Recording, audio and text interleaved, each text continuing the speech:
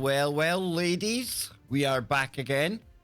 Joe, Scotty, how are we doing, gentle ladies? I need a man pawn. Me too. Well, I was updating the man pond situation earlier on today. You know that Always, one of the biggest tampon makers in the world, have had to change their logo because it dared to have the female Venus symbol on it. And of course, it was offending people who had been born women and transitioned to being men. And now they're disgusted. It's discrimination that they should have to look at a female symbol on the packaging.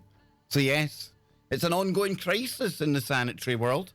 You got to think that 80% of people in the world today have no idea what that symbol even means. Probably. It's like cursive. You know, it's been a generation now since they stopped teaching cursive. Hey, what does that say? Oh, it's just the Constitution. Don't worry. Oh. Yeah. So just our historical documents. You don't need to know that. Could you do the full show in that voice, Joe? That is quality. Yeah, no. Could you do an ad for the Kev Baker show in that voice? That is epic, man. I love it. Anything for you, man. Anything for me? Anything for you, okay? Awesome. That's what I'm saying. So before we get going today, we got a new member during the stream today. Polly Nation, our newest member. It's about time, Polly. Thank you so much for joining the squad. Oh, you see, Polly, Polly? This is the difference, right? I was so respectful and so gracious that you've been here for so long and yet you still decided to take the plunge and go further. There's Joe Joseph, you know, shaming you for hanging around for so long without having one. You see, Joe, I tell you, it's no wonder people say we're salt and pepper, man. I've heard a kick in the tires. But come on. Come on.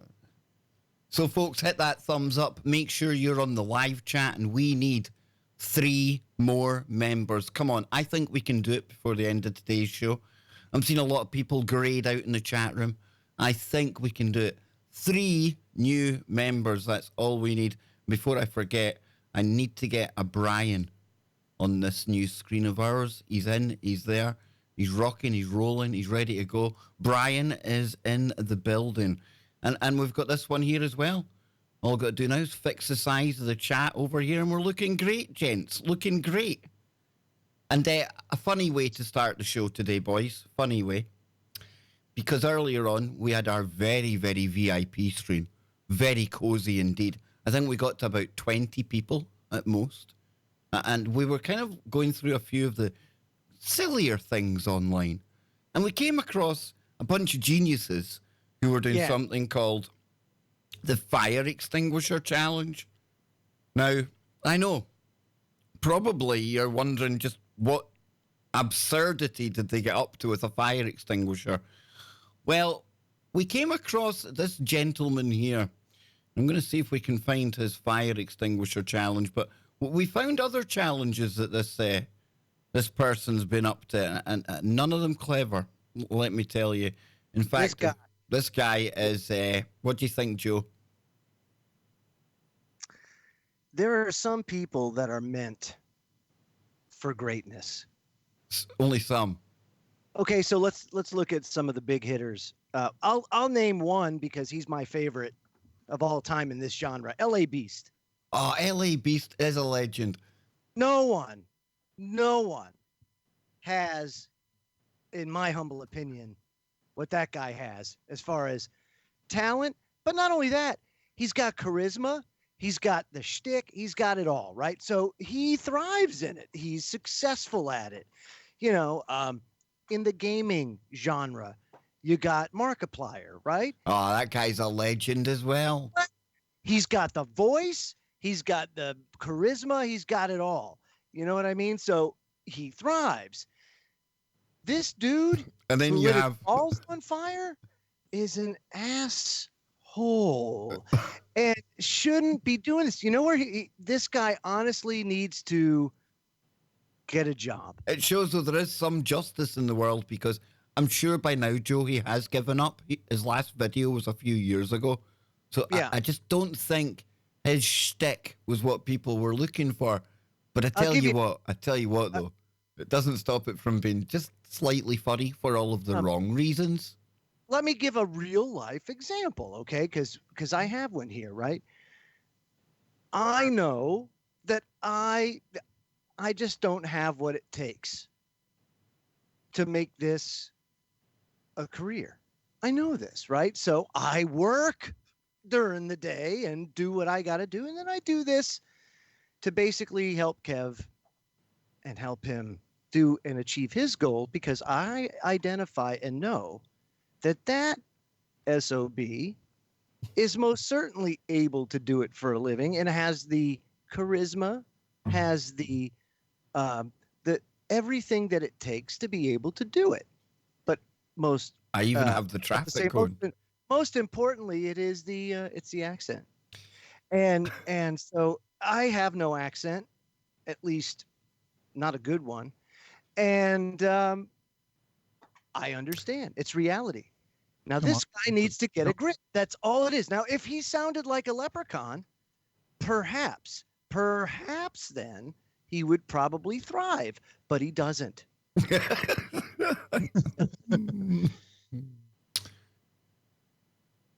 Will we listen to him? I thought you were going to say something, Scott. I'm sorry.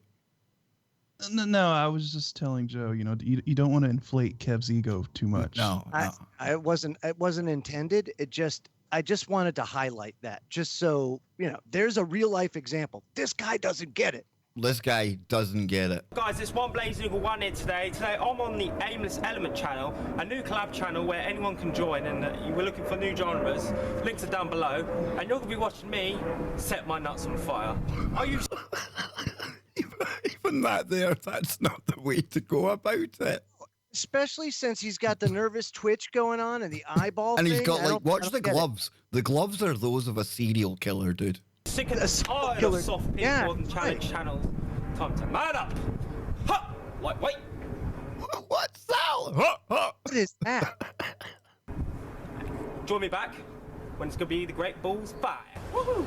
Welcome back, guys. You're probably thinking, why the change of scenery and clothes? Funny story, I filmed the video, bar was corrupted, absolutely pissed off at the moment, so I have to do and torture my body again for the second time.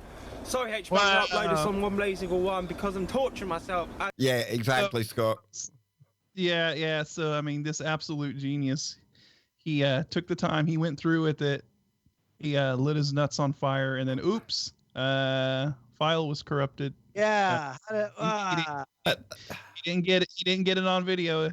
At that point, you probably should realize that this isn't your career. Even if you got this right, it was never going to work. So he really, what the moral of this story is, he really messed it up the first time, bad, had to erase it. And now we're back again, right? And he's going to do it again. Now, this guy is so desperate for attention. He's so desperate for attention that he failed miserably lighting his balls on fire. Probably succeeded greatly lighting his balls on fire, but too much so. You're making the assumption this thing has testicles.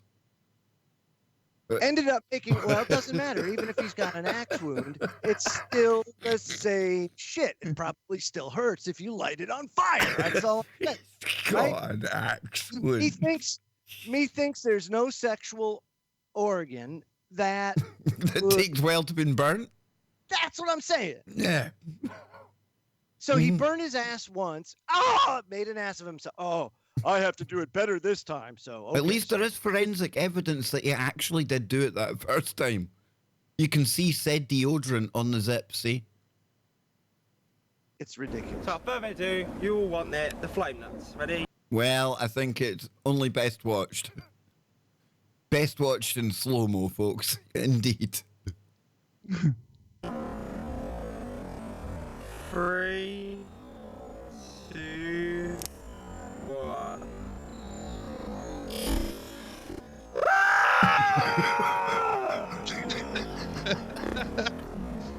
I think it's worth it for that alone. But what is up with people, boys? Because there's a bigger thing afoot here. I know people are desperate for that 5 minutes of fame and things. I know we get addicted to that, the dopamine. But really, what is the internet doing to some people? Well, it's the Jackass effect. This all really kind of started after Jackass, right? Well, And Jackass was so good. That's the thing is those guys, you know, they were talented at what they did. I don't care what anybody says. They were good at what they did, Scott. I mean, I could watch that over and over again. But yeah, this, I mean, it's the Jackass effect because of what they did and how successful they became doing it. You know, they even were making motion pictures released in theaters, right, of their antics, right? So, absolutely. so you take that. Everybody wanted to try to copy them. Everyone wanted to try and emulate that and get successful too. You know, right off their coattails. And then on top of that, you got the internet. You got this internet culture starting to fire up around that time, right? Because what was it? Jackass was what, early 2000s. Yeah, about social media.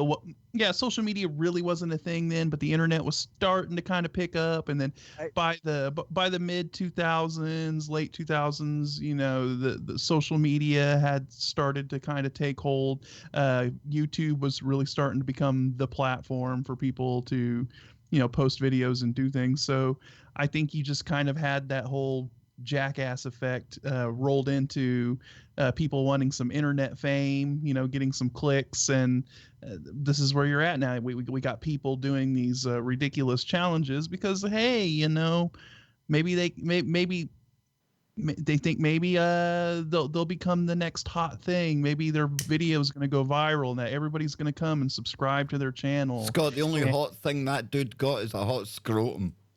Amen to that.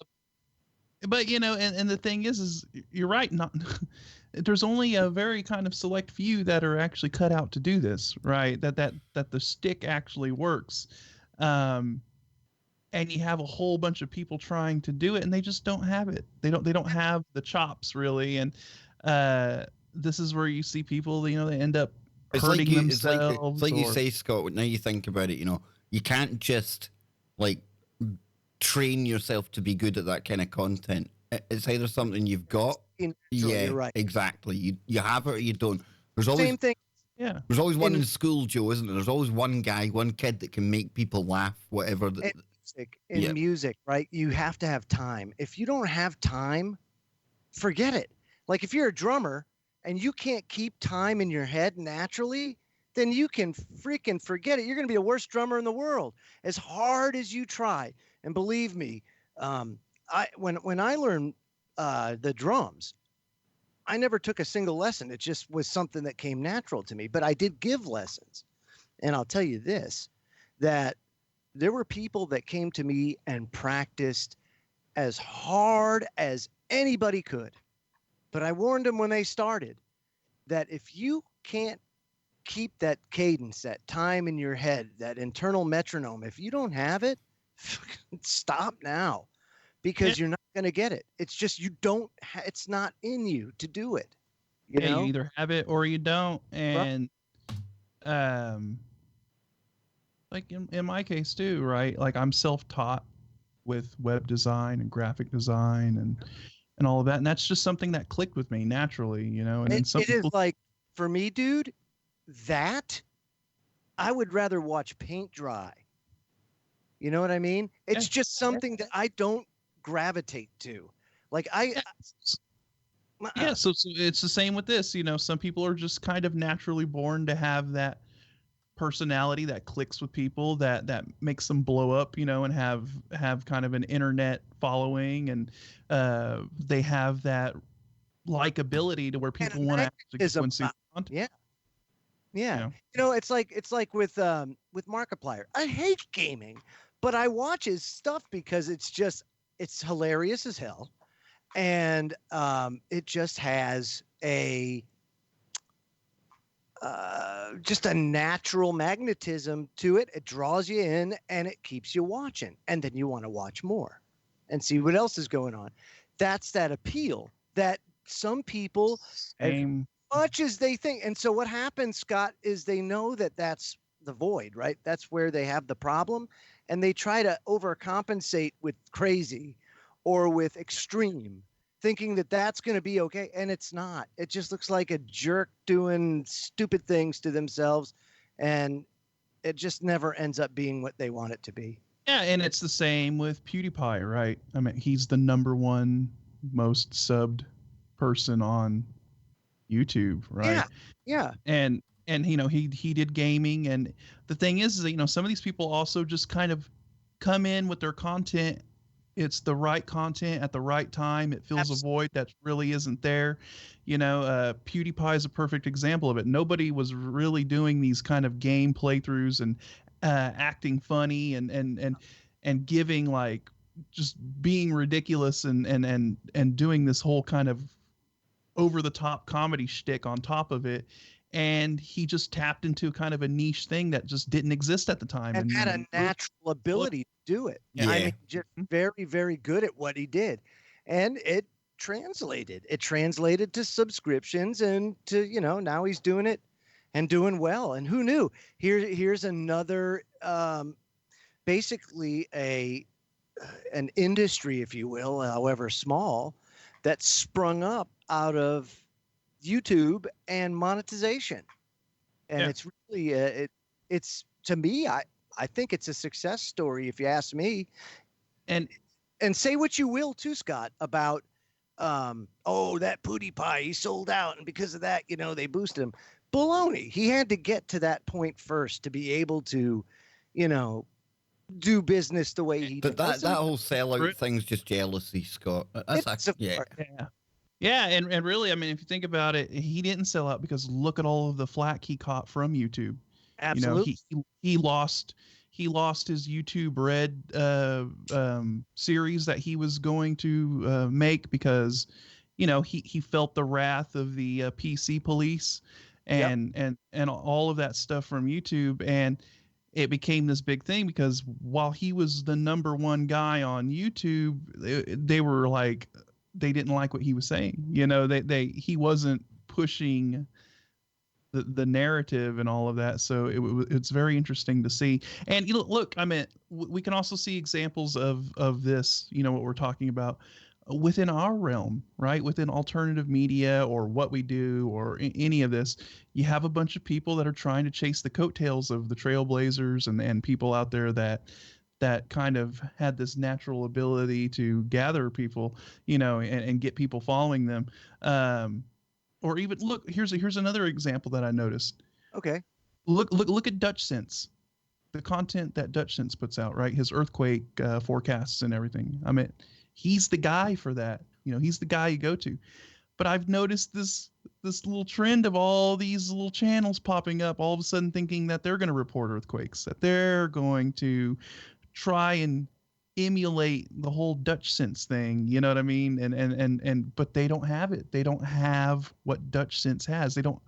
There's something that Dutch Sense brings to the table that you go and you watch him, and these other people, instead of trying to find their own little niche thing or their do it themselves, they're just trying to copy him. Here's the other difference though. And this is what makes this different than anything else, is when it's, first of all, it's good to have competition. But no doubt. Here's the difference, right? In industry or in retail or any other service-based type thing, you have something that doesn't exist in the YouTube community, which is what is it that's motivating you to do this? What are you selling to the consumer to be that makes you different and to bring in those resources? Yeah. It's not, there's no like, okay, well, I'm trying to steal this guy's customers from here. And it's just, it's not. You see, Joe, nobody can steal the accent. No, but I guess it doesn't matter. It's like, it's always Dutch Sense, because he was the first, because he's had all this time to kind of hone his craft, and because he's built up such a loyal following, there's nothing that these people over here can offer, as far as I know, that Dutch doesn't provide or do.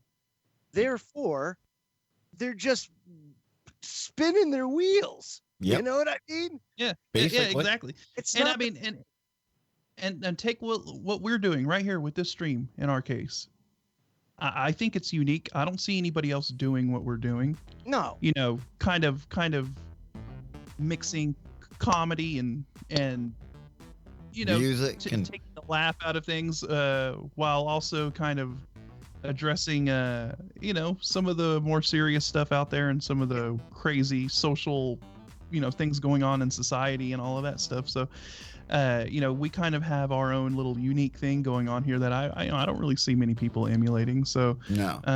it's just finding a way of being able to kind of be unique, you know, find your own little unique craft, your own little niche thing, and go for it instead of trying to copy other people or chase their coattails and you know, think that you're going to, you know, emulate them and find success. You know, there's a reason why they're successful. And if all else fails, Scott, if all else fails, you just sell out to Google, right, Joe? Why not? I mean, hey, Kev, if they offer. Hey, exactly. I thought I'd get it in there.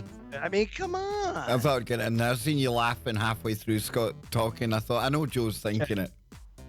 And you know, I mean, the idea for all of this, you know, what we're doing right now, it all stemmed from Hangar 18 back in the day, right? I mean, we knew that there was something unique there when we were doing Hangar 18. We're like, wow, you know, we can mix comedy and you know, laugh at stuff and poke fun at things and just kind of have this laid back sort of conversation, while also kind of talking about the crazy shit that's going on in society, right? Talking about a lot of the crazy issues, and instead of keeping it all gloom and doom and black pilling everyone and being so super serious all the time, you got to have a laugh, man. You got to be able to bring a little you know, little Scott, comic relief to the table. You have to, dude. I'd be insane by now. But Kit, one of our very, very welcome members here. Joking aside, I feel like I found a home when I found this channel on TFR.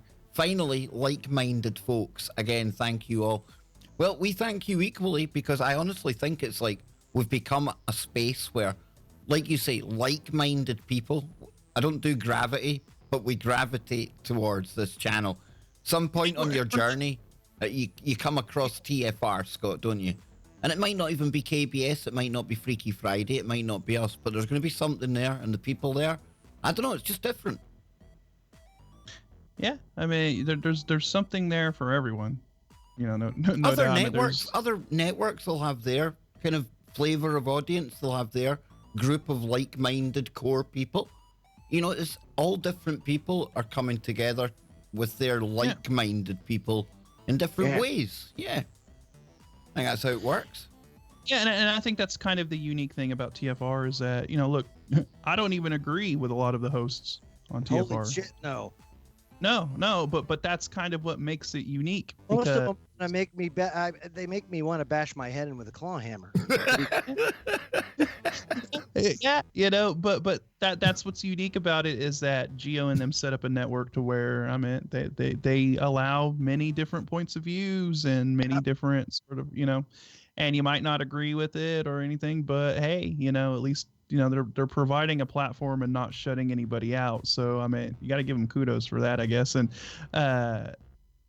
you know, it's just I think you know, like I said, you gotta find your own unique sort of angle to come at things, and I think that's where you're gonna, you know, if you're gonna try to jump into this realm and do this kind of thing, just be yourself. I mean, look, we're not being anybody or not, you know, we're not putting on a shtick or a show for anybody. The way we talk here on the stream is pretty much the way we talk off air. Oh, I mean, cut it out. Somebody mentioned it.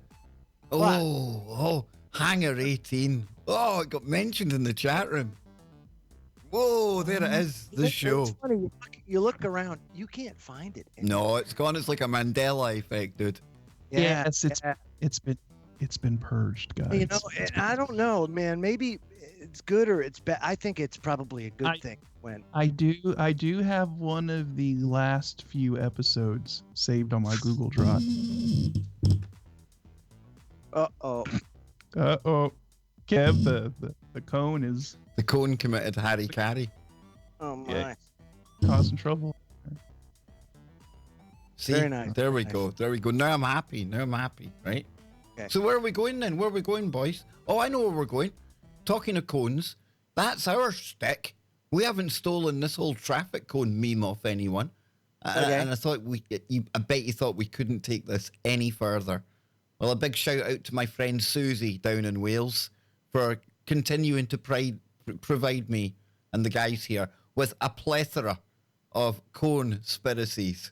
Yes, very, very nice. And oh, by the way, folks, don't forget, you can also use the super chat too to kind of put a message up there and have our trusty old pal Brian read it Yes. out over the air. So you could do that, and there's also the PayPal link. You can go there and bypass the Google fees and give Mr. Baker that. Let me clarify that. Give Ann pay her tribute for all that time you take her special Kevy away from her. Yes, she'll be very appreciative of that, Joe. It is. She really, really, really, truly makes an enormous sacrifice to let you have Kev for so long every single day. So yeah, that would be. You know, she loves it. The more content I make, the more peace and quiet she gets. So the more TV time. Guys, hit that super chat so Kev can buy a bottle of WD-40 and handle that little microphone situation. Isn't it bad, Scott? Isn't it Yeah, terrible? It is. Right, here we go, though. Also, Check this out. Say this. You see this right here, Kev? This doesn't do that anymore. I know. Shut up, Joe. Shut up. Here we go. This is a good one. This is good. Okay.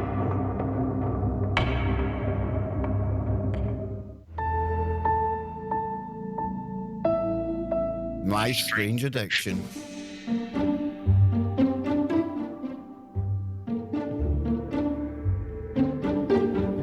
No Hello cone there. on that My name is statue. Jacob Smith. I'm 18 years old and I'm from Bedford, Indiana, and I'm addicted to stealing traffic cones.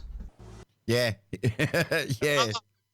This guy is a Scotsman through and through. Right, Isn't he? look at him. Yeah, he's got it all going on, hasn't he? Now, I don't work out this maths. I don't know American math with Common Core and things. He steals an average of 8 traffic cones per day. Okay, so And that's 8 per day. That is more than 15 cones per year. Oh, it's a lot more than 15 cones per year. A lot more. Wow. Oof. Oof. Just saying. Yeah, I don't do it to like steal. I do it for the adrenaline. I do it for adrenaline reasons only. Not to steal. I'm not a stealer. Yeah, I mean, well, sometimes like I like to go for the normal size ones, but sometimes I like to go for the big size cones, you know. Hey guys, my name is Cole Sanders, and I'm a good friend of Jacob Smooth's. I've known him for about 10 years, but his addiction has just ruined our relationship. Oh my God. Isn't this priceless? Who knew? I used to work construction with Jacob, but we had to fire him due to him stealing all the cones. I don't know why, but he still wears that stupid vest all the time. Yeah, sometimes I actually dress up as a construction worker, so it's easier to steal the cones. It's a bit nefarious, isn't it? Like getting a guise on and that. Know what I mean? Very creative. It's Good. like premeditated shit, this. He's pushing everyone out of his life, including his family, and it's all due to him stealing cones. Yeah, I've known Jacob for the longest f***ing time, and his only problem is that he can't stop f***ing stealing f***ing cones. Mother. He's a stupid. Is so annoying. All he does is steal f***ing cones all the f***ing time. I can't take it. That mother. Yeah, I met Jacob about 2 years This ago. has got to be satire, right? It's got, It has to be, dude. You didn't think it was? but it's good, right? It's good, of course, Joe. But it's good. There probably is people out there that steal traffic cones on a daily basis. With what we've known or what we've found out in the past 3 weeks, would you be surprised that if there is a fetish where people are collecting them? No. No. I mean, I guarantee, Kev. I guarantee, if you were to find one, it might be located very, very close to your location. Yeah, Probably. I would say. Probably. I don't find it being an American type thing. We've graduated from traffic cones. Did you see our statue? Did our statue have a traffic cone on his head? No, Or her head? you just don't do the whole traffic. No. Can't drive anywhere with Smooth anymore because he just gets out and steals cones all the time. Dude, hold up. Pull over. Pull over. Dude, stop, bro. Dude, he has a problem, dude. He has a problem. Is he just... Where's he going, though? Bro, he needs to stop doing this. He does this all the time, dude. Stop. His addiction has finally gone too far. It needs to come to an end. Out of all the things you could have made for a comedy video, though, they chose the humble traffic cone. Yeah, they picked a pretty good topic. On a psychological level here, Scott, it tells me a lot about these individuals. Yeah, they said, I think we can put out something pretty nice that'll grab the attention of people. Let's go for the cone. Go for the cone. Do you think that people have like a propensity Traffic cones. to be attracted to traffic cones? Or cones in general? Or is it the color? All I know is that we have so much road construction going on here in Topeka that I would gladly invite anybody who wants to steal traffic cones. There's there's a traffic cone streets. What do you think? That's just going to make the construction go away? No, but it just make me feel better psychologically just not seeing it. Look. What am I Traffic looking at? Cone Preservation Society. Dude. Traffic cones have got big shit going on in the world. Look. Field guide to traffic cones. Oh my God, dude. Are you serious? This is the most comprehensive source of conology that we have ever come across. Truly providing conology. To begin with, the society is as a field guide to cones.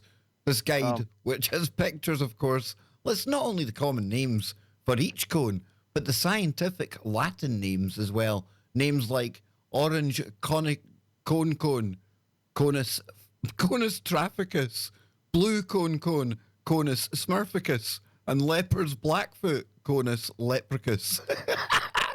Esther's cone, conus esterus, giant cone of Madagascar, conus giganticus, North petal cone. Yes, it goes on. It goes on. See, you didn't know it, and you were questioning whether people might have a fetish for these things, Joe. You better believe they do. Nobody on YouTube covers conology quite like we do here, boys. I'm proud of that fact. I am very proud of it. That's what sets us up. Yeah. You've brought the lovely conology to the world, kid. You've already got. Don't encourage people. That's all I'm going to say. Now, what have you found here, Joe? What's this you've put in here? So I found some pretty interesting animal news. Ah. It says here 13 animal news stories, some of the most interesting, from cannibalistic snakes to sexually frustrated dolphins. Here are the news stories that caught your attention the most. Whoa. And this was updated in August, so it's pretty good stuff.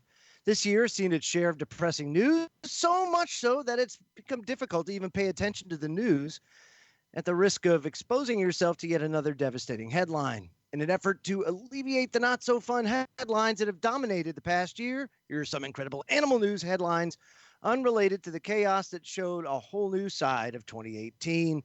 Smoke weed every day. Ash, a sexually frustrated dolphin, forced the closure of a beach in France. Wait a minute, Yeah. before we even read this, right, can we hazard a guess that, I mean, it's quite self-explanatory here, but we had a horny dolphin, Flipper had the horn on. Absolutely, dude. It says here a sexually frustrated dolphin wouldn't stop harassing swimmers in Western France and consequently forced the shutdown of a local beach. Nicknamed Zafar by locals, the bottlenose dolphin had been hanging around the waters of the Bay of Brest for a couple of months, and subsequently became a tourist attraction.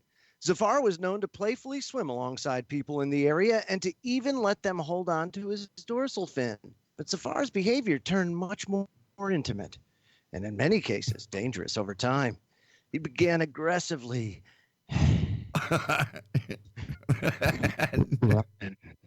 rubbing aggressively up and down on swimmers. Wow, And- I've heard of camel toe, but never dolphin nose. No, lifting one woman with his nose and prevented yet another from returning to shore. Oh, man. Excellent. That's what I was looking for. Though that swimmer had to be rescued, she was fortunately not seriously harmed. Listen, can I interject though? Did the woman who got lifted by the dolphin, when she was lifted by the nose, did she utter one word of complaint? Because I imagine there might have been a huge smile on the girl's face. I would have just to saying. say probably so. I'm just saying. I hope she thanked the dolphin profusely. Yeah. God knows there was a smile on Zafar's face because it's Zafar. Heat. And therefore looking for companionship from unsuspecting bathers.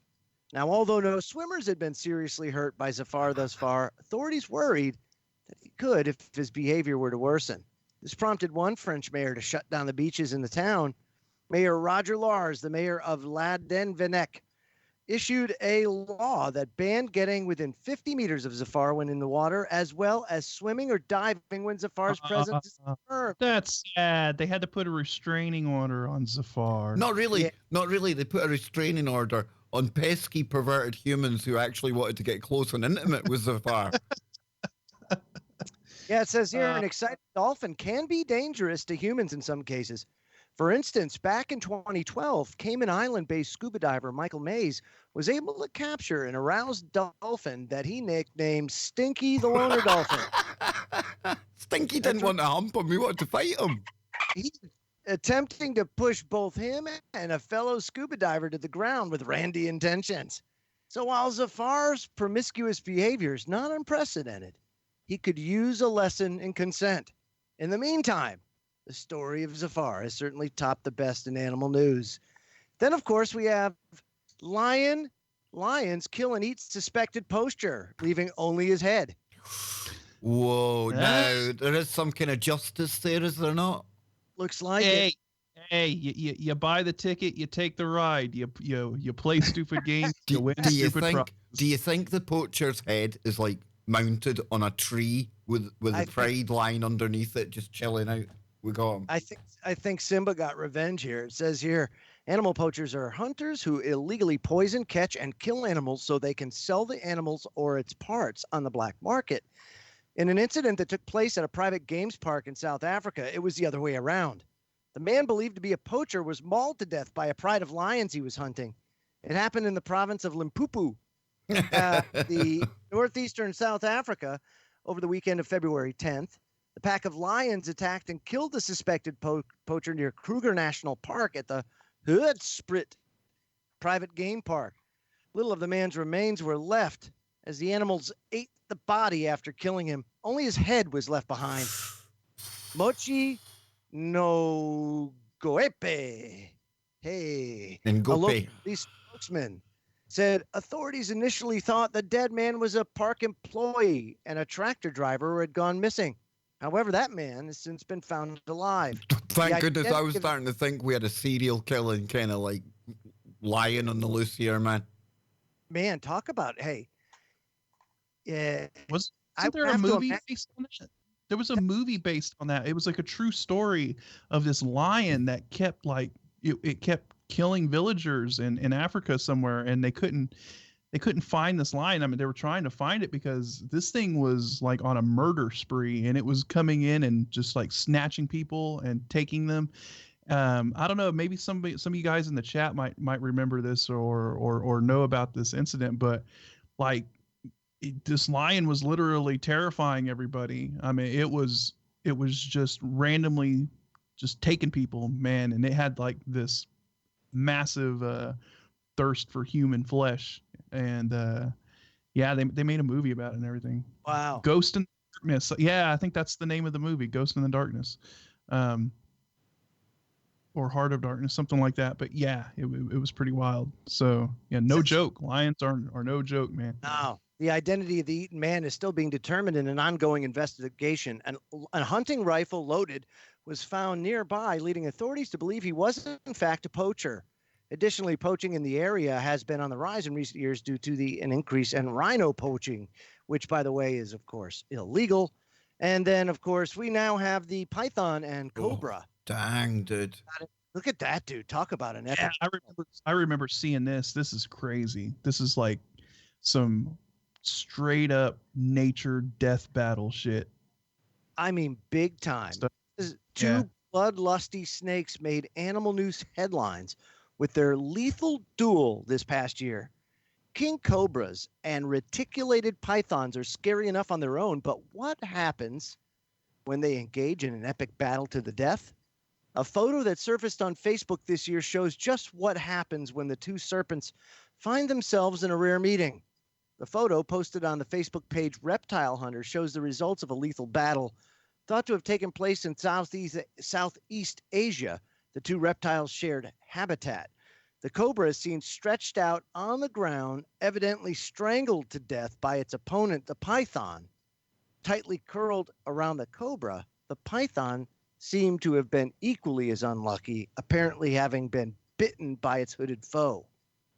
It's crazy, but it's something I could easily see happening.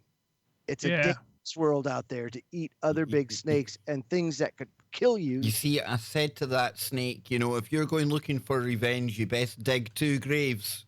You see, oh my God. See, that's what happens. It's so crazy.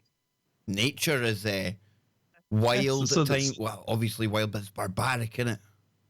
Yeah. So the python constricted the cobra, but the cobra was able to get off a lethal bite and kill the python. They both went down in a battle. That's crazy. Yeah. It's a weird encounter, they say, but a lot of stuff happens with snakes. It's never easily seen. It says, according to most experts, it was likely the cobra that attacked the python. King cobras are the longest venomous snakes in the world and have a reputation for being particularly vicious. They also have a reputation for eating other snakes. It says, we know cobras will eat other snakes, but you never know if people are doing goofy stuff to set things up, Burbrink said. People keep king cobras, and hey, let's see what happens when you put these guys in a little ditch. And you can see there's a berm on both sides in the photo, and they might have gone at it, but it could have happened in the wild as well. So you look at that, though, right? You look at that. Yeah. And then you compare that to what humans are doing, arresting broccoli in the center of London. Yeah. I don't know. I mean, could that be like Snake Wars? You know, like have a like a bet. I don't know. It could be, but fighting. Snake Wars. That sounds like the title of something that definitely would have ba-da-ba-ba-dow music, man. Yeah, but I mean, think about it. You know, it's just like how they have cockfighting, and that sounds like something that you'd have ba-da-ba-ba-dow. Just saying. Come on, Scotty. Brown chicken, brown cow, crazy dolphins, and now cobras. Dang, dude, we've got like old McDonald's farm going on here. Telling you, man. Yeah, wild, man. You know, the dolphin thing always comes up because I remember us talking about the sexual promiscuity of the dolphin all the way back in the Hangar 18 More days, Hangar 18 remember? classical radio right there. Yep. Yeah, exactly. Remember there was like the dolphin that raped somebody? Remember? That's dolphin rape. Yeah, it's happened. The rape dolphin. Mm-hmm. Wild stuff. So I guess they can get pretty promiscuous. Who knew? Dolphin's got to have what a dolphin's got to have, dude. I guess so. What else do we got in the grab bag? Oh, hang on. Come on. We've got another one here. Trophy hunter, fatally gored in the groin by a herd mate of buffalo he just killed. Now, there you go. There's some justice. Yep. So for more than 30 years, this trophy hunter killed the wildlife of South Africa. But now one of the animals he's long hunted has sent him to his grave. On May 22nd, 54-year-old Claude Clenhans and his hunting party shot and killed an African buffalo near Levubu River in South Africa's northern Limpopo province. But as Kleinjans, or whatever his name is, and his companions prepared to load the carcass onto the vehicle, another buffalo from the same herd charged the hunter and gored him in the groin with its horn. The attack hit his femoral artery, oh good night, killing him almost instantly. So they were... That's like Bonzo. Yeah. You're He gone. immediately bled out. Yeah, you're gone at that point.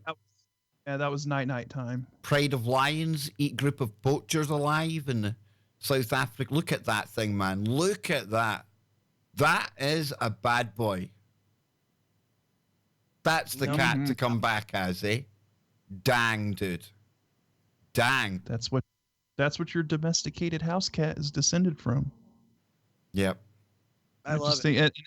And that's why your domesticated house cat has those instinctual murder instincts. No matter how domesticated you think they are, they feel that instinct, that primal instinct from the lion in them. It's wild. Just like your dog has that primal wolf instinct. No matter how much we've genetically manipulated the dog and domesticated it and bred it with other dogs and exploited mutations and all of that stuff, they still have that. They still have that in them. I'm just blanking them out. I don't want anyone to be offended because it's a male. You're drawing more attention to it, Kevin, and now it looks like he needs a man pawn. Yeah. Oh, wow, dude. Wow. You can't keep sanitary products from the lion king. You just can't. So over the last few years, the Sibuya Game Reserve in South Africa has faced several intrusions by poachers, bastards, attracted to the reserve's vast diversity of animals. And because rich people will pay the money for this crap, not to, there's a market for it. That's why these people do it in the first place, right? Now, in what some are calling an act of nature's karma, a group of poachers who broke into the reserve, you know what's coming, to hunt rhinos has been devoured by a pack of hungry lions. Well, you play with fire. Just saying. The park owner, Nick Fox, believes that the group of poachers were eaten alive.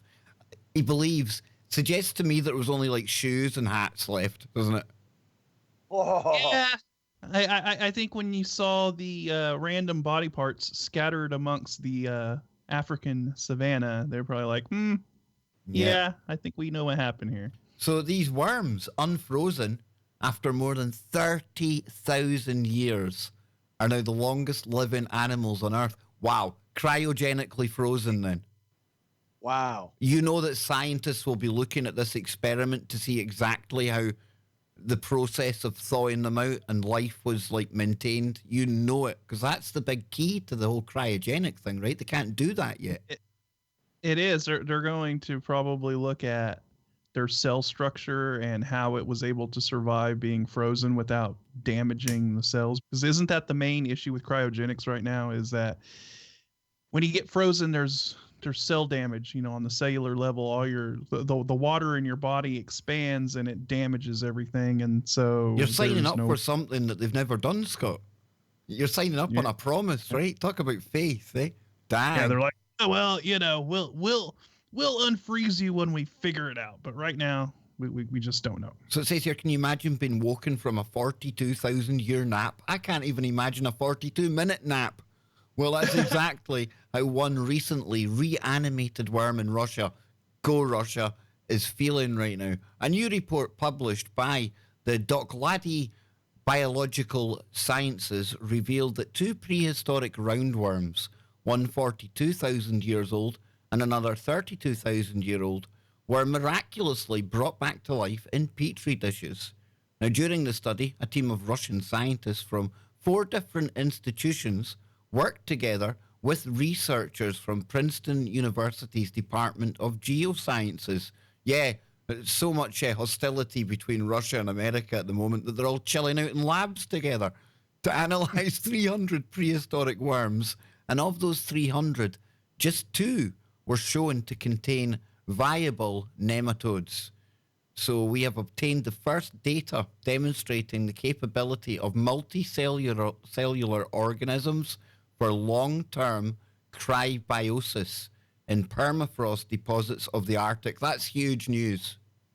That is. I think that For has, like- yeah, that's huge. Yeah, they saw that and they're like, oh, okay, this is achievable. Is probably the first thing that went into their mind when they're like, okay, we can do this. We Yep. can do this because we just saw a multicellular organism survive it and was able to be brought back. Yep. I bet they'll be looking into the DNA structure and everything of those worms and seeing what factors are there that allow those cells to survive that. You know, be interesting. There's a headline you don't see every day. Snapping turtle that was fed alive to a puppy by teacher has been euthanized. A traumatic life the poor snapping turtle had. Good grief. I know. We'll get this one, then we'll move on to something else. This past year, an Idaho middle school teacher made animal news headlines when he fed a live puppy to a snapping turtle as part of a science demonstration. State officials say that the snapping turtle was euthanized, though not because it ate a puppy. The turtle in question, which had been kept in teacher Robert Crossland's science classroom at Idaho's Preston Junior High School, was fed a live puppy last week. According to a school parent, somebody had brought a sick, abandoned puppy to Crossland, who was known for taking in sick animals. The 3 students were in Crossland's classroom at the time, and feeding the other animals Crossland kept there. They watched as this absolute sicko attempted to help the puppy, but eventually deemed it unable to be saved. Then they watched as the sicko put the puppy in the tank of the snapping turtle, where the inevitable happened. You, my friend, were probably on your way to being like some serial killer. What's this dude all about? That's some psychopathic behavior. Like animal cruel, yeah. Just like that's some one of dementia. passive aggressive psychopaths, has to do it to defenseless creep. Well, he wouldn't look out of place on one of these murder documentaries I watched, Joe. I've watched I've seen people like him in these programs before. They all look the same, I'm telling you. You think that doing that to animals is like a gateway? Yeah, because if you look at the profile of most serial killers, they abused and killed animals as children. That was their beginning. I kind of figured as such, yeah. It kind of fits them out. They got the taste for killing by torturing animals, and then they moved on to humans because, if you look into serial killer profiles and stuff, they need more, right? That they want that rush or whatever that gives them, and when animals stop doing it for them, they got to move on. They move up to humans, and that's one of the main traits. Animal cruelty. If you see that in like a child or a teenager or something, and they're doing that, that's a pretty good indicator that they're going to end up doing some way worse shit later on down the road. Yeah, definite. And again, that's a no-brainer. That shouldn't even need to go on my list of dating tips. If you're like on the way home and they say, let's like start killing some animals together, probably time to get out of there. So Joe, I've got another one here, and it comes from your favorite publication. Again, we go into the darker, weirder corners of the internet that not many people tend to go to. A man let a date castrate him and then keep his balls in a jar by his bed. Yeah, a man let his date. What a gentleman, first of all. Can I just say he went the extra yard there? There's not every guy in the world's going to offer up their wobbly bits at the first request of some female suitor. I tell you, Joe, that Scotty, gentleman. Let me ask you this. Was it a female suitor? I hope so. A man allegedly castrated his willing date, then kept his severed balls. So it's a male one then, you see? There we go. Didn't we cover this before? Because I was going to say, wasn't there? Yeah, It was because there was a guy. There's this whole group of people that have a fetish for wanting to be castrated. I believe. And oh my goodness. So we went from the traffic cone, which was weird, to the totally bizarre. Yeah, you can usually tell when we go really bizarre, right? Because the comments in the chat room get shorter. Usually it's just one word reactions like, what the hell? Wow. Things like that. And Ryan Gable in the chat, yes, Ryan, Florida man. Wouldn't expect anything less of Florida. Yeah, that's Popeye country. What the hell is it with Florida, though, guys? Come on, what is it? Because this is like... No, but I mean, seriously, that's where I think that's right. And matter of fact, I'll bet you that's Popeye's next door neighbor. Maybe it's Popeye when he takes the mask off, like Scooby-Doo style. The He's Popeye, got the beard. yeah, the Popeye we know is just a latex face. That's actually Popeye.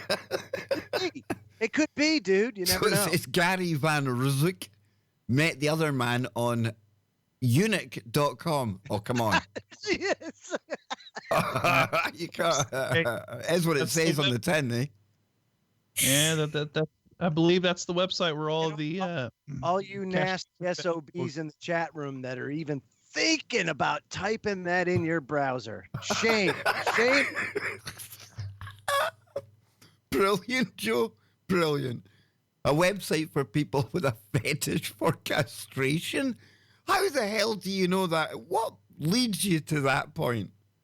You know, I what is wrong with people? Officers who investigated described the case as sensitive, and I love it, and kind of nuts. They said a deputy responded to home in Sebring, Florida, after a man called 911, and when they knocked at the door, Van Ryswick, 74, allegedly told him he just castrated a man, because that's what you do when you answer the door to cops, Joe. Well, that's what I would do, right? Hey, man, I got somebody's balls over here in a mason jar and whatnot. Would you mind terribly if come on here and give him attention? He's bleeding kind of bad in there. Hey there, officer. He liked it. Officer Roberts. Hey there, Officer Roberts. I got this guy's balls in a jar back here. It was kind of bleeding out a little bit. Got a little concerned. Decided I'd call you up. It was 100% consensual, sir. Consensual. They consented right away. That's all I can say. So police said deputies found the man on the bed with a towel over his groin, which was bleeding heavily. What gentleman. Again, look, he looked after him. He gave him a towel and everything.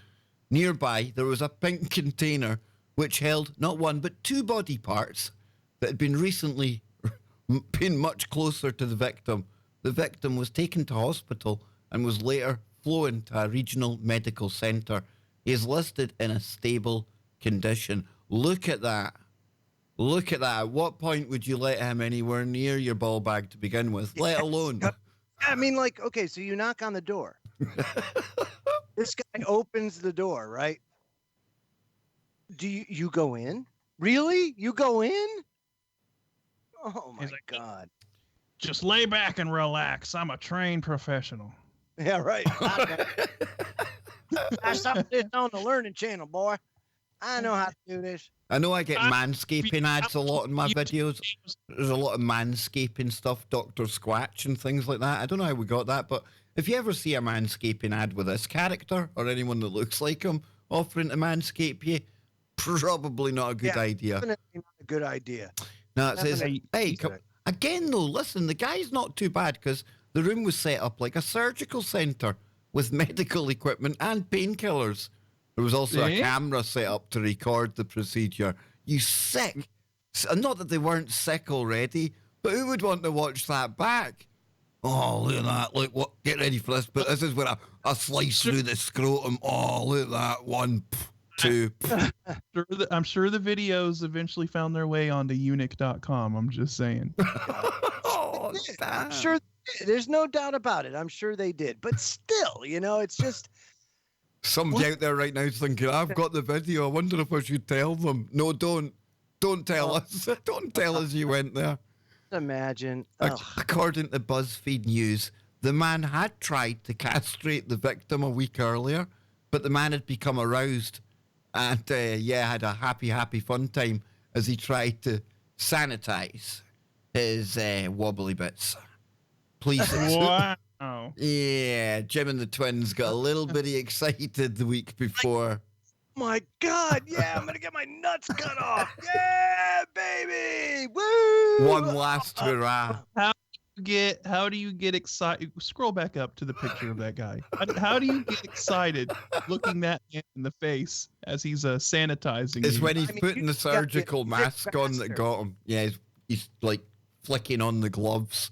Maybe it's the noise of the glove twanging. Oh, Man, too much.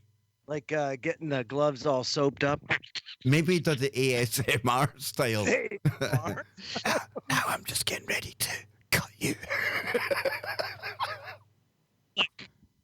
He's like, come on into the surgical room here, and it's like his kitchen. He's like, lay on the table, and he's like whipping a knife out of the butcher's block. You know, a fucking axe in his hand. Oh, boys, I don't know. Police said the man also claimed to have carried out a similar procedure on a man in a local motel a few years ago. The other man went to hospital, but police were not informed. So this guy's actually like maybe got a bit of a reputation for being the boy to go to.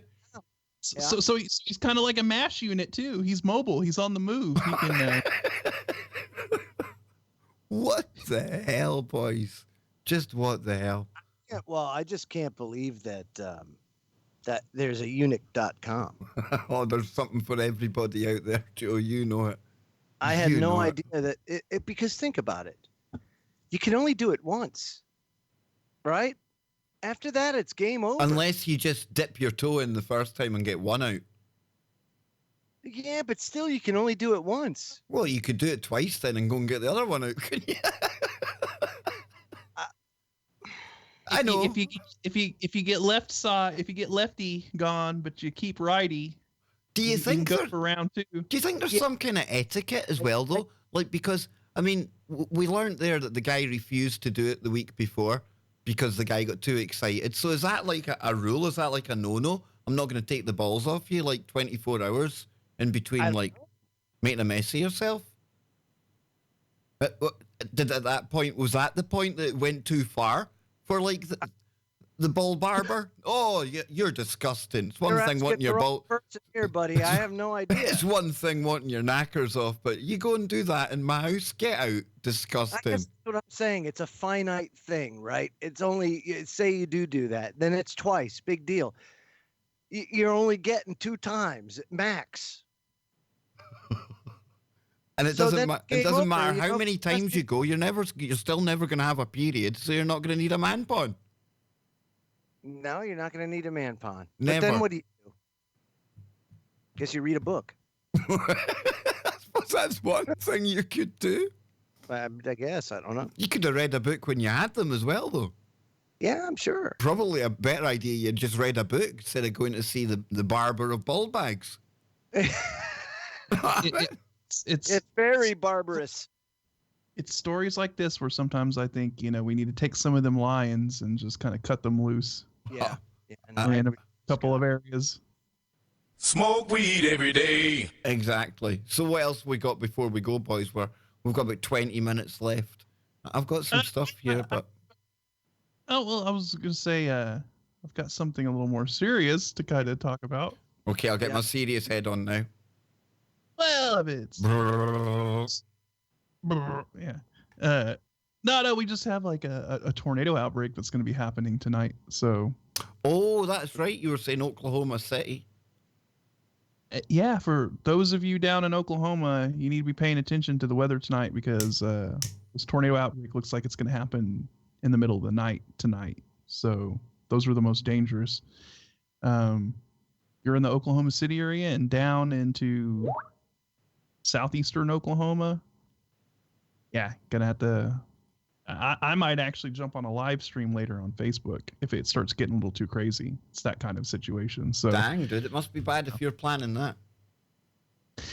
Yeah, I'm gonna be watching the radar, and if it looks like we got supercells that are going to drop big tornadoes, I'll have to jump on, because I really don't like tornado outbreaks that happen in the night.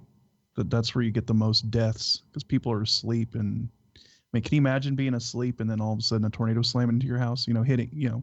Scott, I can't imagine living through one being awake, let alone being asleep.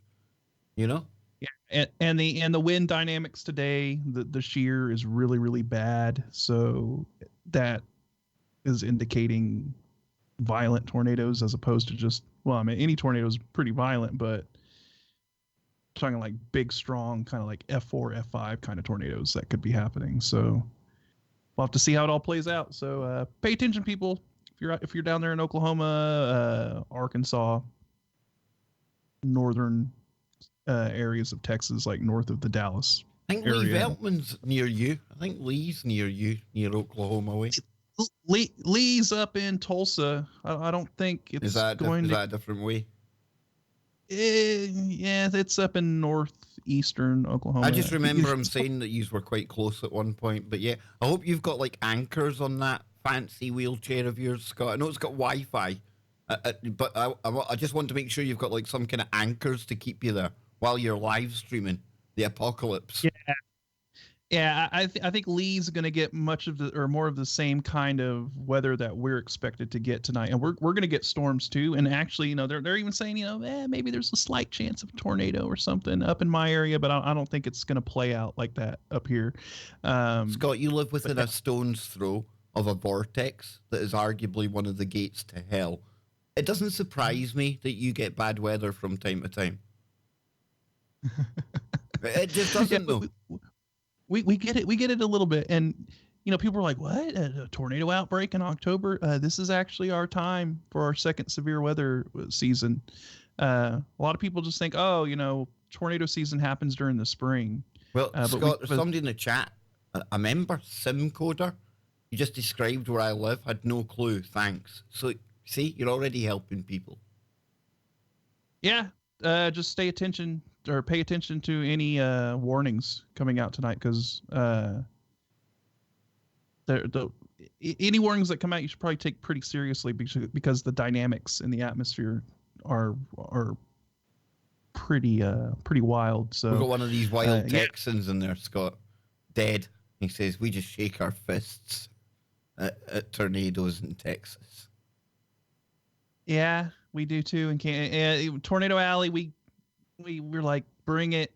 If it's coming, then we just got to get out the way or hit the storm cellar. But yeah,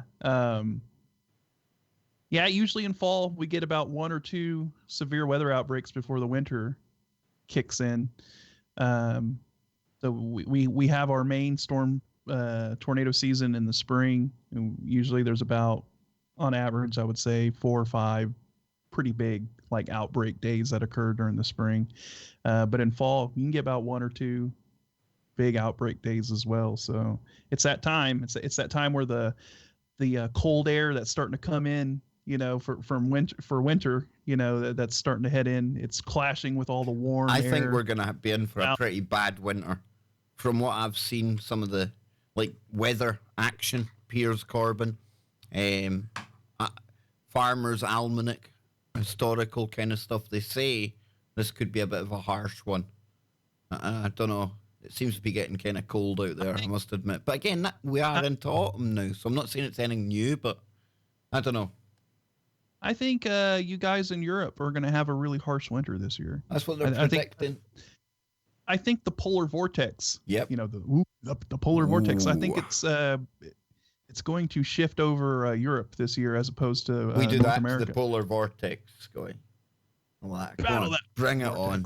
But no, over here in the UK, we absolutely freak out over weather, and yet you compare it to what Scott and others in America live through, and other parts of the world, and I actually think we should be absolutely ashamed to even call it weather that we live through when you compare it to other parts of the world. But that's us Brits for you. We're always overreacting at something, right? Always. So let me see. Talking of Britain, the other day we looked at a guy fighting with a traffic cone, Scott, and of course, it does get hilarious over here because we grab various things to fight with, various weapons. But but I never thought I'd see a headline like this. A naked man uses a bike wheel to attack a stranger in the street. Can you imagine you're just like walking down the road and then all of a sudden some naked person starts flying at you with like a wheel of a bike? You know, I mean, I guess you make do with what you got. Is this right? the kind of person that sets fire to their balls when they're trying to get internet clicks? Yeah, a naked guy with a bike wheel. Something. I'm gonna go out on a limb here. Just gonna go out on a limb here. A naked guy carrying around a bicycle tire. I'm gonna say with some confidence that drugs are involved. I would think so. So it says here. And if not drugs, I would have to say an exorbitant amount of alcohol may be involved as well. But I'm going to go with you there. Let me also say that this isn't the first time. This is almost synchronistic that I've heard of naked people attacking somebody else. Or was it in the UK? So that was in the UK? No, was your one that you'd heard of before, was it in the UK?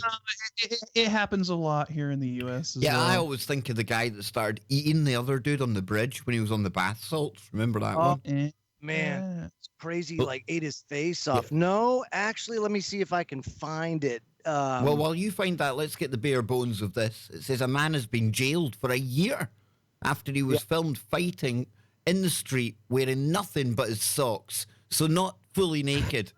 Jason King, 27, went viral when he was caught bursting out of his flat naked from the waist down before throwing off his T-shirt while fighting. He used a bicycle wheel as a weapon, which he hurled towards a man, who he had confronted him at his door in his flat, you guessed it, Renfrew, near Glasgow. Oh, my God. King admitted to a breach of the Criminal Justice and Licensing Act by behaving in a threatening and abusive manner, which was likely to cause a reasonable person to suffer fear or alarm. That's an actual charge over here. Behaving in a threatening or abusive manner, which was likely to cause a reasonable person. So if you're not a reasonable person, is it okay to do it? So Paisley Sheriff Court said King entered not guilty pleas to 3 other charges, which he accepted. Okay, well, maybe this puts a whole different dynamic on this. Let's play out this scenario. What if this guy's chilling in his apartment, his flat, as you guys call him, right? And flat, if you will. Hey, yes, and hey, some people like to free ball. He's just chilling. I was going to say he's single. He's single, right? Because no self-respecting woman's going to let him lie in the bed with socks on. Exactly. He's just chilling in his little man cave. He's free balling. He's just relaxing. And it says that this guy tried to confront him at the door, right? So you get some crazy dude coming up to your door, trying to do something. Maybe he was trying to break in, right? And so the dude's like, screw this, and maybe he had a bicycle Imagine tire. It though, Scott. Imagine it though, right? You go to the door. Whatever it was, it pissed him off that bad that he wanted to chase him. But think of it, Joe. Think of it, right? This guy who went to instigate it, who went to the door, he's obviously a bit of a ticket. Likes to think of himself as a bit of a hard man. He's gone to that door. He's gone into that potential fighting situation thinking he's got the upper hand, right? Can you imagine that instant the door opened and there's a naked man with junk flying about and a bicycle wheel coming at you? Talk about derailed. That changes the dynamic. Let's take a look at it. I'd say. Oh, now hang on then. So now we're seeing that the other guy started. That one more time. Yeah, that one more time. The other guy started with the wheel. Here we go.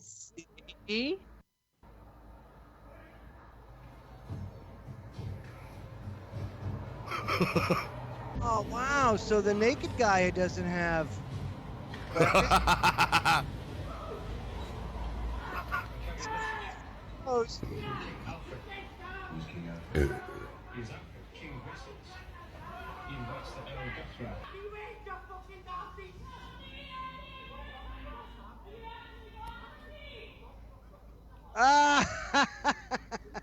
Whoa! Oh!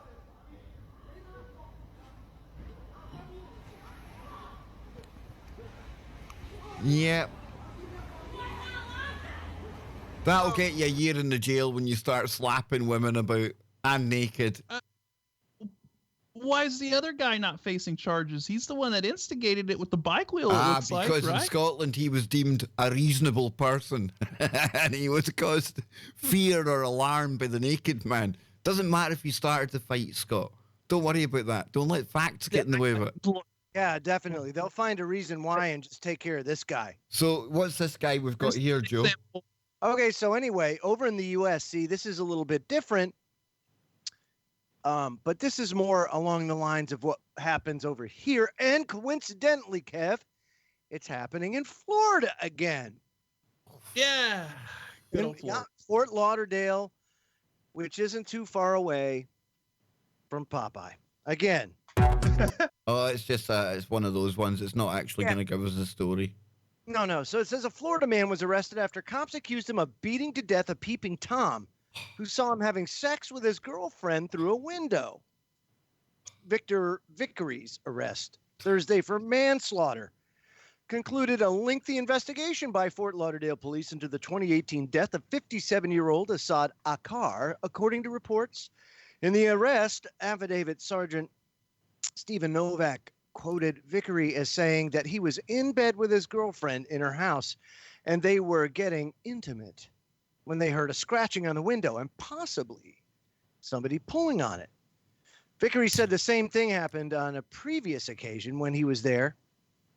The sergeant wrote that Vickery said he ran outside naked and barefoot and confronted a car who had exposed himself and then kicked and punched him a handful of times and fought. He said Vickery informed him that he was afraid for his safety during the fight. Akar died of blunt force trauma. As you do. Yeah. Novak said in the arrest report that he was investigating the case. He obtained evidence showing that Akar had been peeping into windows at different addresses and had a previous history of arrests for doing the same. Novak also stated that several weeks after the girlfriend told cops that she hit Akar with a shovel, she recanted the statement, saying Vickery had told her to say that. Vickery, 30, of Delray Beach, Florida, was jailed on $100,000 bail. A month after Akar was killed, a woman accused Vickery of sexually assaulting her, and Vickery's been out on bail ever since. Of course, Vickery also has a rap sheet, folks. He has been arrested in the past for domestic violence, vehicle theft, and unlawful possession of prescription. Well, there you go. I mean, this is typical Florida for you. Do we think? Do we think there was ever a peeping Tom in this case, though? Well, yeah. We're talking about Florida here. I think both parties involved are extremely shady, have their own issues, and this was just a case of a bad guy doing something to a bad guy, and. Yeah. Agree with you. But, his eyes are way too far apart, man. Florida. Just Florida. Florida. And that was me thinking Florida was pretty cool. Part of me also kind of sympathizes with the dude, because if there was somebody peeping into my window and scratching around and all that stuff, he's not going to have a good time. It's a grey area, that one, right? Because if they were just inside the window, you'd be able to take them out. They're in your property. But if they're just outside, that makes it a grey area. Can you give them a good beating at that point? I mean, in the UK, you can't do anything. You probably have to offer them a cup of tea, or they'll do you for a hate crime. He obviously did give him a good beating, but it was a little, the blunt force trauma was a little too much for him. Yeah, maybe you should have left the hammer. The claw hammer was like a stage too far. The shovel thing was probably a little... Big time.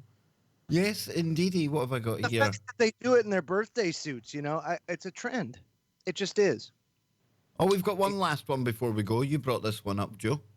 What's that? 3 absurd stories. Yeah, this was kind of interesting. I got to tell you. And again, this is Inverse. And I love this website. I don't know why, but it just really appeals to me. Doesn't that sound like a new pronoun for people, though? Like, I'm Inverse? Yep. It says 3 absurd stories show how bad NASA understood female astronauts. Hold on one second. I am being interrupted. Sally Ride did not. What is it with tampons on my show? Why do they keep sneaking on here? Sally Ride did not need 100 tampons for a week-long mission. What the on earth's name did they think she was going to be getting up to? Did they think somebody was going to be like shooting holes in her? Do you know what I mean? Hey, yes. I don't. Hey, can you take over for a second, Kev? Of course I can, Joda. Of course I can. Joe's a way to beat some children, I would imagine. I'm only joking, folks. Oh, no, he's not. No, Andrew's going to beat him. So it says it's been a bumpy aerospace ride, but we finally made it. The first all-women spacewalk took place in the early hours of Friday morning. Astronauts Christina Koch, not Koch, and Jessica Mayer made history. Or is it Coke? Or is it Coke? Could be Coke, could be Koch, could be Kosh. Who knows? Made history by stepping outside the International Space Station hatch for some zero-gravity chicky-bow-wow-wow. No, they didn't. Maintenance work following a long and unfortunate series of setbacks. Now, ever since it launched in November 2000, the ISS has had over 200 spacewalks, but never with an all-female team floating outside the spacecraft.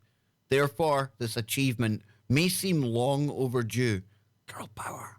But even 250 miles above the Earth, women can't escape misconceptions based on their gender. Oh, that pesky ISS. It's toxic up there, Scott. Hey, NASA's got to go woke. Yep, if this lady here is like the receptionist on the ISS, could I please have a ticket? Could I please go sometime soon? Please.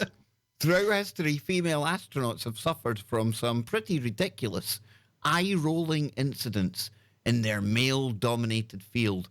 In order to commemorate where they are today, we look back at 3 of the most infamous misconceptions about women in space. Yes, indeed. Before we continue, can I just point out that if they really wanted to be seen as equal, right? Equality. Why not just be seen as an astronaut? Exactly, dude. Exactly. Why point out the difference? It's the same as like comedy, Scott. It's like comedy. You should just be a comedian, but you get these people that are comedians. But you want a level playing field, but you want this different name and thing.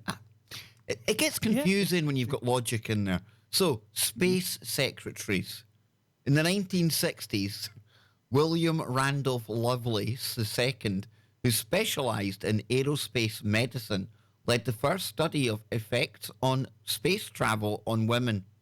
Now, while NASA prepared their male astronauts for America's first trip to space, Lovelace ran tests on a group of women in his private clinic because he believed they could be better candidates for space travel since they are smaller and lighter than men and may require less oxygen. Well, that actually makes a lot of sense. Personally, I just think it should be down to who can do the job, the best. But, what is this? We're actually looking at the biological differences between a male and a female? That's faux pas. It's faux pas when you're having a go at the kind of prejudices in space. What's up, Joe? No. Men and women get equal oxygen. Do we? Absolutely. It doesn't matter who consumes more. But listen, if they can make a case for women consuming less oxygen, then soon they can justify killing anything with testicles because literally we are killing the planet more than them. It always goes full circle. So remember that. Especially if it's bad intentioned. If you have, let's say, malice in your heart, right? When you are doing something or believe me, that comes back to bite you. You don't want to do that. So just give them the oxygen. Your testicles will love you for it. So it says, however, before you go celebrating Lovelace's pioneering research, apparently he had other intentions. Bow, chicka, bow, bow. Wow, wow. Yeah, he's going for some zero-G shenanigans. Lovelace's reasoning was that your oxygen orbiting space stations require a lot of work, and the male astronauts would obviously be busy with some more important tasks. So they needed women to fill some lower grade jobs like answering phones and assisting at the labs. Basically, your average secretaries in space work. He was just wanting to see like them dressed like secretaries. Was that like before there was a casting couch? Basically, Joe. Yeah, this was like a casting launching pad. Yeah, it's that the would NASA fit couch. the NASA couch. Still, the women who took part in the test persevered. 13 out of the 19 hijackers. Oh, sorry, just when I read that there, that's usually that's how that opening statement says. 13 out of the 19 participants. Come on, that was good. Passed Lovelace's rigorous physical exams, and some of them later flew to Washington, D.C. I tell you, this is getting interesting now. Whereabouts in Washington, D.C. did they go? Isn't there some irony that we're over here talking about the NASA couch or the casting couch, and then this guy's name is Lovelace? I'm still trying to get over the fact there's 13 of 19, Scott, and they're on a plane, and now we're at Washington. This could take a really weird turn in a minute. Mandela's getting ready to hit me here to take part in public hearings before a special subcommittee of the House Committee on Science and Astronautics in order to allow female astronauts to go to space. However, NASA representatives argued that women could not qualify as astronauts according to NASA records. Now, the US's first class of female astronauts didn't look anything like these here. Didn't come out until more than a decade later. Look at Joe looking. Look, all innocent in that. That's man pawns, Joe. And it took even longer for one to actually go to space. Yeah, so too many tampons, sir? It wasn't until 1983 that astronaut Sally Ride, good name, became the first American woman in space. Russia had sent the first woman, go Russia, and it was cosmonaut Valentina Tereshkova in 1963. She went up there with a monkey. Yeah, her and the monkey. Only the monkey came home. Don't know what happened to her. I'm only joking. Who knows? For her week-long mission in space, NASA engineers famously asked Ride whether she would need 100 tampons to carry with her on board. Now, even if Ride were to have an exceptionally heavy flow, that's still about 72 tampons too many. Indeed, but women menstruating, that must kill some, like, really rabid feminazis that it starts with men. I'm just pointing out the trigger. But women menstruating in space was a big concern at one point in time. With many people, no, it was never. Never has much sleep been lost over people having their period in space. Right. The world's never been on like a knife edge over that non-problem that we're being told is a big problem. God, Zooks, what are we going to do, boys? Yeah, they're going to get too emotional and be able to operate the space station. Because that's what they were thinking. Come on. Yeah, even upon her return to Earth, Ride had to face questions by the media, asking her whether she cried when she was under pressure and whether the flight would affect her reproductive organs, according to an interview with Ride. So that has to be insulting as shit. Big time, dude. I mean, come on.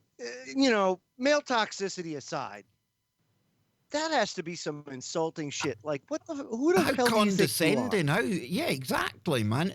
Asking that would make me feel awkward. Yeah, that's bad form. Big anyway, time. go ahead. NASA makeup. In an effort to better accommodate the new class of female astronauts, NASA engineers actually designed a full-on makeup kit in 1978. Astronauts generally received personal hygiene kits that include toothpaste, deodorant, soap, and a comb. And when women started going to space, NASA went ahead and created a makeup kit. It received mixed reviews. Oh, you're always going to trigger somebody. It was about the last thing in the world that I wanted to be spending my time training on, Ride said in a 2002 interview. So I didn't spend much time on it at all. And while Ride couldn't be bothered, Rhea Seddon, who was part of the first 1978 class of women astronauts, was actually quite interested in taking makeup to space on her 3 space shuttle missions. If there would be pictures taken of me from space, I didn't want to fade into the background, so I requested some basic items. Got to be looking your best for your selfie, and I don't blame her. Absolutely. You go, girl. Things have changed a lot since then. But yeah, because now the men ask for makeup. But NASA still hasn't been hard pressed to come up with enough spacesuits for 2 women to do spacewalks at the same time. That changed on Friday after 40 years after the first astronaut makeup kit. Yes, indeed. Wow. I mean, come on, seriously. It took them that long to get 2 suits for females at the same time to be able to do that. You know, Lothar says it a lot, but sometimes, you know, you got to blame the Masons. I was just going to go there too. Wow. Synchronicity, Lothar. Yeah, there is a lot of Masonic kind of symbology, though, when you look around NASA. The Absolutely. Missions. Yep, big time. Absolutely. It's everywhere, Kev. It's absolutely everywhere, Joe. Indeed. We're almost, well, we are out of time. Can you believe it? Joe's frozen. What? Oh, he's back. I'm very now. frozen. No, you're back now. You're back. No, I am frozen. You're not frozen now, you absolute turkey. So just like the worms, I was able to be unfrozen. Cryogenic. You are cryogenic. That's right. Yes. There must be a picture of somebody in cryogenics and we can get Joe's face on it. Come on, come on, boys. I mean, I look good in the spacesuit tonight, right? So yeah, you know where to get it from? I can tell you where. Like that picture of Demolition Man when Sylvester Stallone is freaking frozen in the ice. If you can find that, I don't know. You better. Oh, yeah. Yeah, man, you know it. That's when he There gets we go, frozen. man. There we go. We'll get Joe in there. You just know Joe's going to end up in there, man. Oh, that's a better one. Hang on. That'd be a good one there, dude. Looking back out. Oh, boy, here we go. Yeah, get ready for that, folks. I'll show you all on the safe space tomorrow. I'll just bring that up there. There you go, folks. Look, we'll have Joe in here, maybe. Yeah, that's looking good, man. Maybe a bit of that. I can see it, dude. Be disturbing because we can almost see your man junk. Just don't come out of there with like a bicycle wheel trying to hit people. No, in this particular what is in this that particular shot, wow. This was posteugenics.com. That's disturbing. Sly Stallone looking obviously like plastic, but if you're gonna make a plastic work of like Sly Stallone, why would you do it like that? So I guess in the movie they made kind of like a a prop of Stallone. That's how they done it. So he's frozen, you know. So he looks frozen. So he literally was frozen. Yeah. There you go. Then you learn something new every day. Look at Joe. Look, yeah, nice one, Joe. He's frozen. Yeah. Yeah. He's not actually frozen. He's just doing that. No, he's frozen, isn't he? Yeah, he really is frozen. Yeah, he really is frozen. You see, it's hard to tell him sometimes. Look, yes, Joe. That's the face. That's the face you need to screen cap, Kev, to put it on the. Because he just looks like it. Just has that look. Like he's been frozen in time. He's got that frozen face look. Yeah, there he goes. He's away. So, folks, listen. Wait till I fix one of Scott's cameras here. Oh, damn! He does this every time, doesn't he? Every time. He always turns me into a Nephilim, man. But it's brutal, dude. He's really bad to you, Scott. Whoa, big Scotty boy. Yeah. So it's been another good weekend, Scott. We've covered a lot of news. The cone stuff just keeps on giving. Who knew? We've had dudes setting fire to their balls. And before we go tonight, one last thing to bring people. Oh, has he joined again? He has joined again, hasn't he? Yeah. Yeah. Here he comes. Apparently my DNS is not working. Right. So you haven't joined. You have, but you haven't. Well, before we go. Yeah. And my camera, it says we could not connect to your selected camera. It's okay, Joe. It's okay because I'm just going to show something quickly before you go. Yeah. Close that down. Close that down. God bless America. Yeah, wait till I get rid of that. So this was, we've looked at, remember Rudolph? Do you remember Rudolph, the tall white? Oh, yes. Good old Rudolph the tall white alien. How can we? Well, I think we should let Rudolph sing us out tonight. What do you think? I'll go with that, sure. Yeah. Okay, here we go. Rudolph, take it away, sir.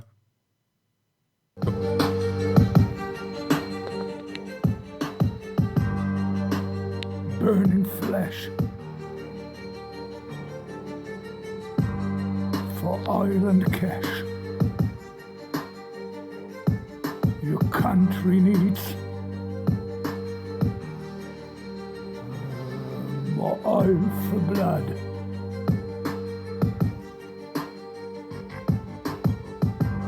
Helicopters fly Ouch. high up in the sky. Helicopters die like a bird in the sky.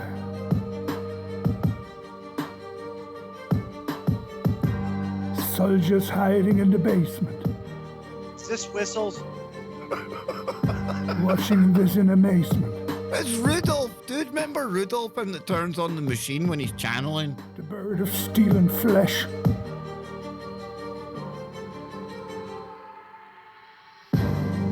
Is about to crash. It sounds like Whistles is having a seizure on video. No man is a hero. I'm telling you, man.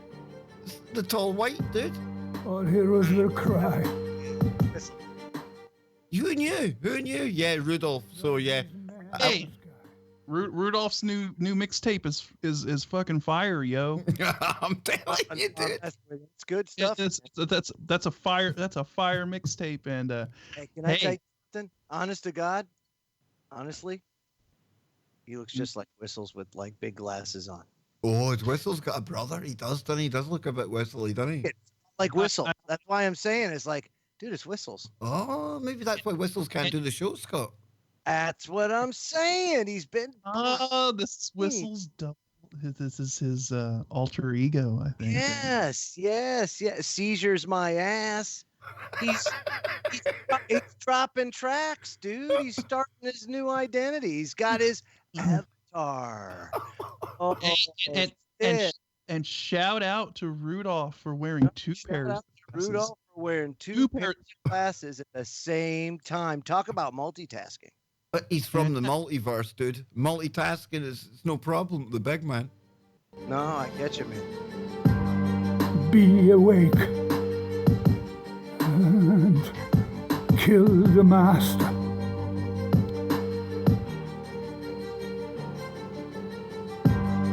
It's not a sin.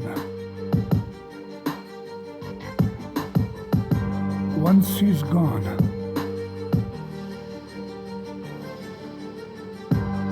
we all will win. Smoke weed every day. We all will win. Smoke weed every day. We'll win.